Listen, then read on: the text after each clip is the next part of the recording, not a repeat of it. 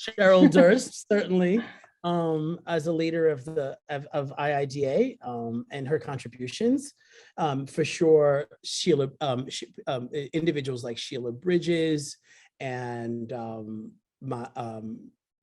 our fearless leader over at the Black Artists and Designers Guild, Mulaney Barnett, who's the founder. Certainly, we were talking earlier about Anishka Clark and Naya Bascom. Many of these people I fortunately share, and I can call them my friends at Black Artists and Designers Guild. Joy Moyler.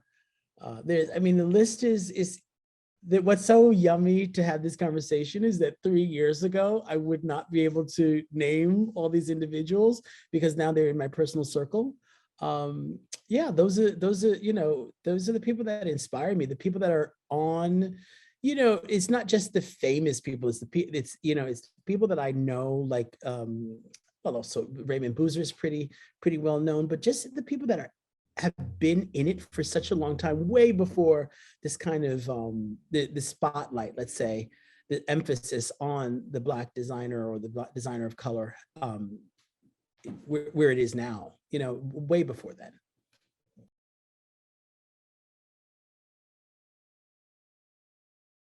I think one of the things we're not talking about, not one of the things we're not talking about, one of the things that I brought to my own consciousness is my own lack of my own kind of history, and not as necessarily as an African-American or Afro-Caribbean man living in the United States, but my design history, and I'd been asked,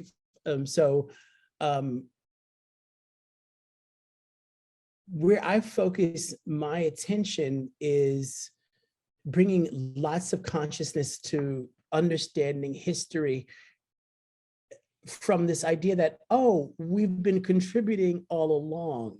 We've been there.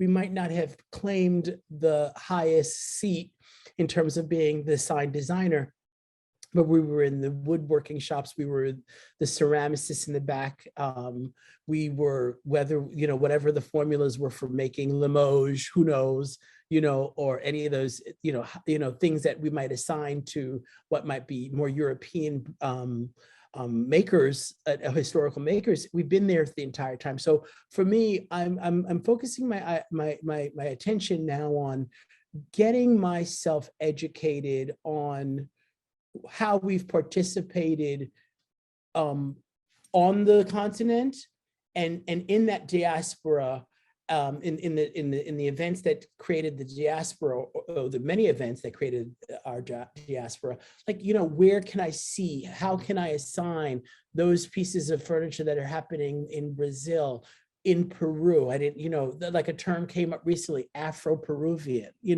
and so we've been made to, I feel that we've been made to feel alone when in fact we've been actually present the entire time, unrecognized, but present. So it's the education it's that self-education of recognizing our place in history in the absence of recognition and validation.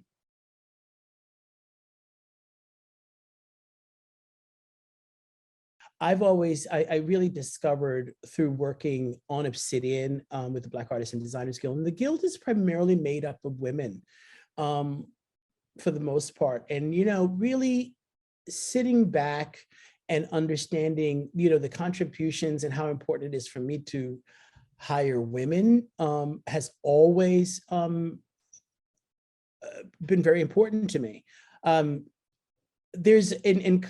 Are there work ethics? Are there different ways in which men treat work or have a certain amount of robust way in which they manage their work or participate in design? But all I can say is that I focus on, in my own workplace, I can't speak for larger workplaces, but do I have a nice mix of individuals that I'm working with on a daily basis? And does it cover the spectrum of the city and the town and the place and the network that I navigate? So for example, I have someone who is, of European descent, with my studio director who is from Peru.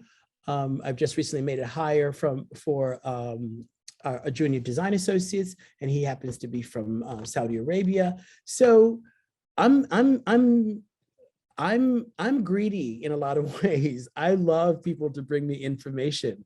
So the more I accumulate diversity, it's to my benefit to become more educated, and then therefore to kind of re-echo, repurpose all of that collective like knowledge trust back out to our clients.